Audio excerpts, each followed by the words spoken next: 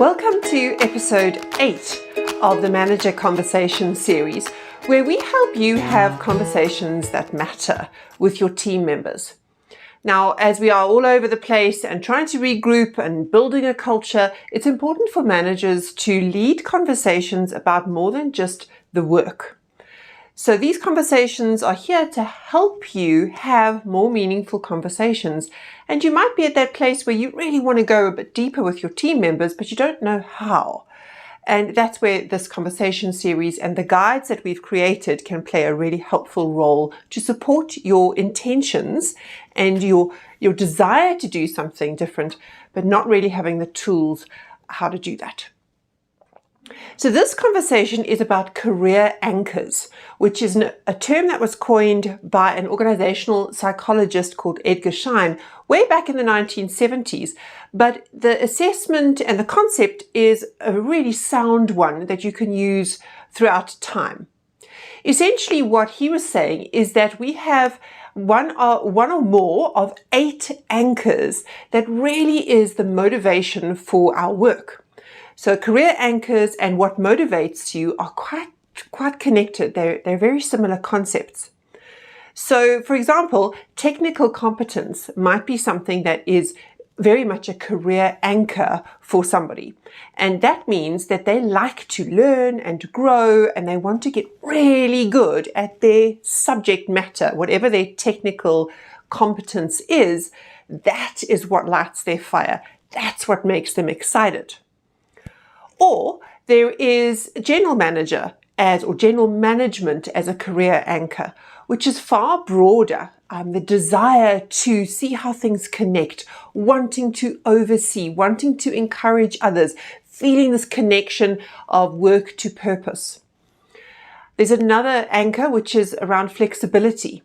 So flexibility can be a massively important motivator for some people where they really value an organization or a role that allows them to shape the work around their life. Maybe they have their own demands, and actually an organization that creates that environment is extremely important to them. So that's the premise of career anchors. And what's useful for it at an individual level is when you are clearer about what your anchor is or what's most important to you, then you can make more informed decisions about career progression, for example, or even taking a different job because it's something that actually really appeals to you, but you're not really sure why. Or maybe even saying no to something. So, for example, if you have somebody in your succession plan as a manager, you're going, that person I think could be my replacement as a manager, and you look at their career anchor, and for them, technical competence is the most important thing. That's what really gives them meaning, and let's say pure challenge, which is another of the anchors, then you might want to have a much more detailed conversation with them to go, is being a manager something that you actually aspire to? Because that's a different motivator. So these are really wonderful conversations to have one-on-one, but in this conversation, this episode, we're creating the environment for you to have this conversation as a group. So you'll find in the resource pack, the guide, and the pre-email that you send out to your team members has a link on it to the actual, it's a free assessment on career anchors. So click that link, do the assessment, and then you'll find your own anchor and everybody else will too. Then in the session, when you come together as a group, our suggestion is that you then discuss what it is that anchors each one of you, your primary or your secondary or your top 2 anchors. The reason why it's useful to do that in a team conversation is because if flexibility, for example, is a primary anchor for somebody and they're really in a very desk-bound, got to be in the office, got to be seen, got to be visible, 8 to 5, maybe you can think more creatively as a group on how you could increase their level of flexibility. Why? Because then they'll be more committed to the organization and the team.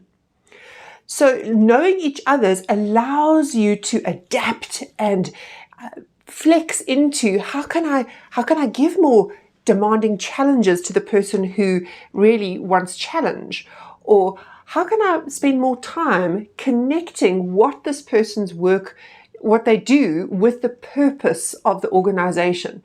I need to do that because this person's anchor is purpose. And if I can't help them see that their job is meaningful and that it matters in our organization, they're going to be frustrated and potentially have lower levels of motivation.